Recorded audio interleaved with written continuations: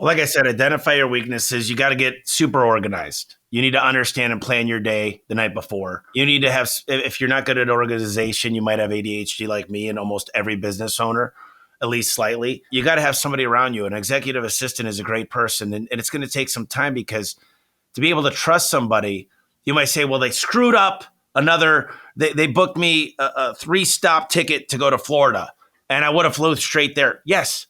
But did you show them how to do it? Did you use the 8 steps of delegation? And I have those right here.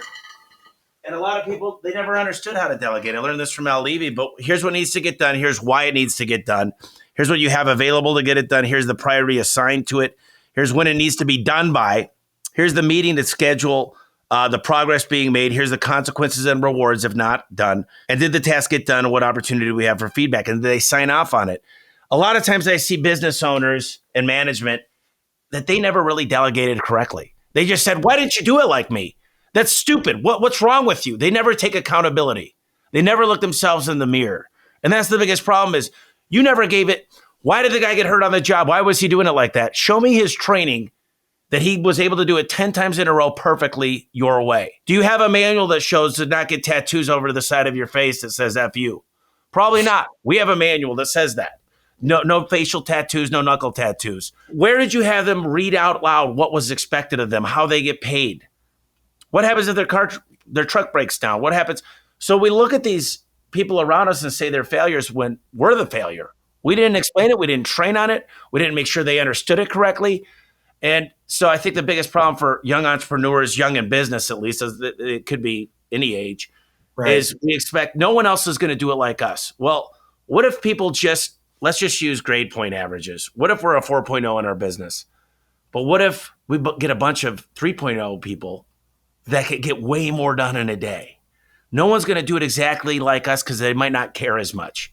And that's why I have the equity incentive program, performance pay, great bonuses that matter about the big things. And I think that people just say, here's another big problem is I'm not getting enough leads. Everybody's going to blame their marketing company. But have they looked at their conversion rate? Their average ticket sucks. They're not answering calls nights and weekends. Their Google My Business page shows open from 9 to 4 p.m., closed on weekends. Like, take accountability. Right. It's on you. What are you doing to grow your business? Who are you out there meeting? No one's going to do this for you, or they'd have their own business. So until you understand that you are the business when you're smaller, for sure, that you've got to hustle harder than anybody. But it comes back to David and Goliath. As a smaller company, you could go ask some of your clients for 4 reviews. You could get video testimonials. You could do more.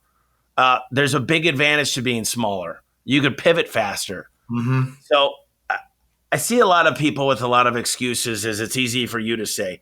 No, it's not, because I was the one guy in a van. I've done it. I've been where you're at.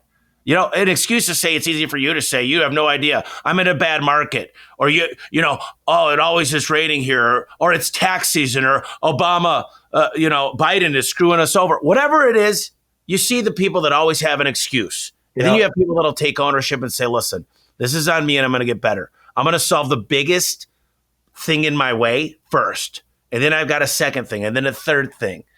And it gets really hard. Those few first hires are going to help navigate everything for you.